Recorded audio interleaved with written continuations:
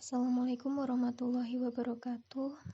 Pada kesempatan kali ini, kelompok kami akan mempresentasikan materi tentang Horizontal Boundaries, Economies of Scale and Scope. Yang perkenalkan anggota kami yang pertama, Afrisa Epti Fatira NPM 121, Erlanda Nova Wibowo NPM 137, Atina Harin Hayuni NPM 138, dan Adi Sulaiman Toha NPM 141.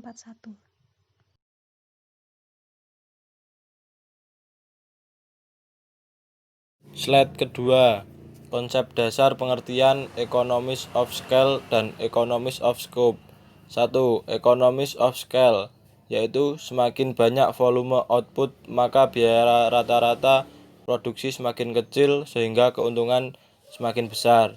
2. Economies of Scope, apabila perusahaan menghasilkan beragam jenis output maka biaya rata-rata produksinya akan semakin kecil. Slide ketiga, definisi Economies of Scale dan Economies of Scope. Economies of Scale atau skala ekonomis adalah menurunkannya biaya produksi yang terjadi saat perusahaan memproduksi barang dengan jumlah yang lebih besar. Jika skala ekonomis terjadi, maka biaya dikatakan sebuah perusahaan telah berhasil berkembang, terbukti dengan meningkatnya unit produksi. Tentu saja hal ini sangat menguntungkan bagi perusahaan yang bersangkutan. Skala ekonomi internal adalah semua faktor pendukung yang dapat dikendalikan oleh manajemen perusahaan. Di sini terdapat 5 jenis skala ekonomi internal, diantaranya yang pertama teknis. Teknis merupakan hasil dari efisiensi produksi itu sendiri. Biaya produksi akan meningkat sebanyak 70 hingga 90% setiap kali perusahaan mengandalkan hasil produksi mereka. Yang kedua, B. Kekuatan monopsi. Kekuatan monopsoni. Dalam kondisi ini, perusahaan mampu membeli barang dalam jumlah besar hingga dapat mengurangi harga per unitnya. Strategi ini dapat dilakukan oleh perusahaan retail atau supermarket. Yang ketiga, manajemen terspesialisasi. Dijelaskan bahwasannya manajerial dapat diraih jika perusahaan mampu mempekerjakan spesialis dalam masing-masing bidangnya. Yang kelima, finansial. Skala ekonomis finansial adalah kemampuan perusahaan untuk mendapatkan harga modal yang lebih murah. Kelima, jaringan. Dengan memanfaatkan internet sebagai infrastruktur utama, perusahaan tidak perlu mengeluarkan biaya untuk menjaring konsumen baru dan semua keuntungan bila diterima perusahaan secara utuh. Skala ekonomis internal. Skala ekonomis internal terdiri dari komponen-komponen yang tidak dapat dikendalikan oleh perusahaan namun berdampak langsung bagi keberlangsungan bisnis mereka. Dari sekian banyak jenis skala ekonomis eksternal, peran pemerintah, pemegang saham, pemegang pengaruh yang sangat besar.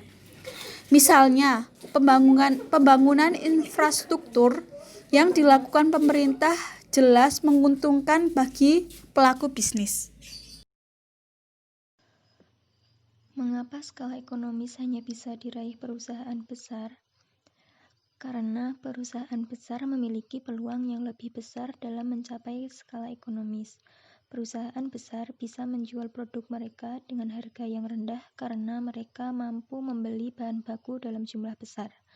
Dana yang harus dikeluarkan memang lebih besar, namun jika dihitung dari biaya per unit, jumlahnya lebih rendah.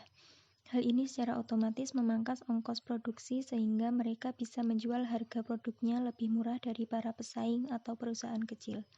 Berbeda dengan industri kecil yang hanya bisa membeli bahan baku dalam jumlah kecil dan memproduksi jumlah barang yang terbatas, dalam skala ekonomi, Semakin sedikit hasil produksi, maka semakin besar biaya yang harus dikeluarkan. Hal ini akan berdampak pada harga jual yang tinggi untuk menutup biaya produksi sekaligus mendapatkan keuntungan bagi perusahaan. Jadi dengan demikian bisa disimpulkan bahwa ukuran perusahaan sangat berpengaruh pada pencapaian skala ekonomis. Yang selanjutnya adalah faktor keberhasilan skala ekonomis. Yang pertama itu harga bahan baku. Harga bahan baku sangat menentukan tercapainya skala ekonomis.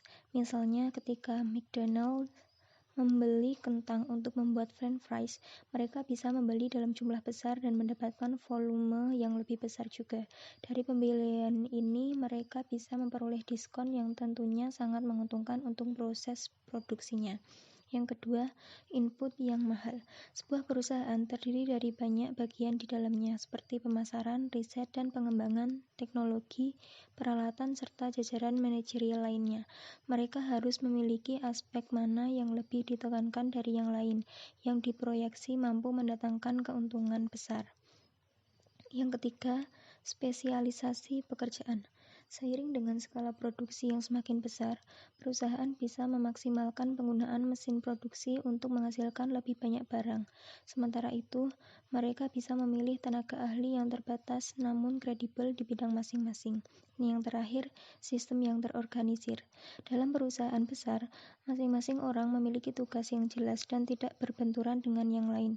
Dengan demikian, mereka bisa memberikan pelayanan yang lebih maksimal bagi pelanggan.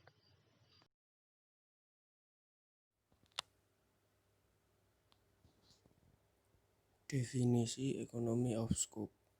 Economy of scope adalah pengurangan biaya unit produksi ketika perusahaan menghasilkan 2 atau lebih produk menggunakan fasilitas produksi atau sumber daya yang sama.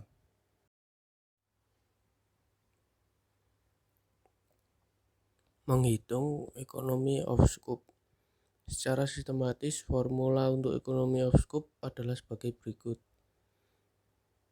S sama dengan C dalam kurung Q A plus C dalam kurung Q B min dalam kurung Q A plus Q B dibagi C dalam kurung Q A plus Q B, yang dimana C dalam kurung IA adalah biaya untuk memproduksi A secara terpisah. C dalam kurung B adalah biaya untuk memproduksi B secara terpisah. C dalam kurung QA min QB biaya untuk produksi A dan produk B secara bersamaan. S adalah persentase penghematan biaya ketika perusahaan memproduksi barang A dan B secara bersamaan. Ketika economic of scope ada, S akan lebih dahulu dari 0. Semakin tinggi nilai S, semakin tinggi potensi penghentian biaya. Sekian presentasi dari kelompok kami. Apabila ada kekurangan dan kesalahan, kami mohon maaf. Wassalamualaikum warahmatullahi wabarakatuh.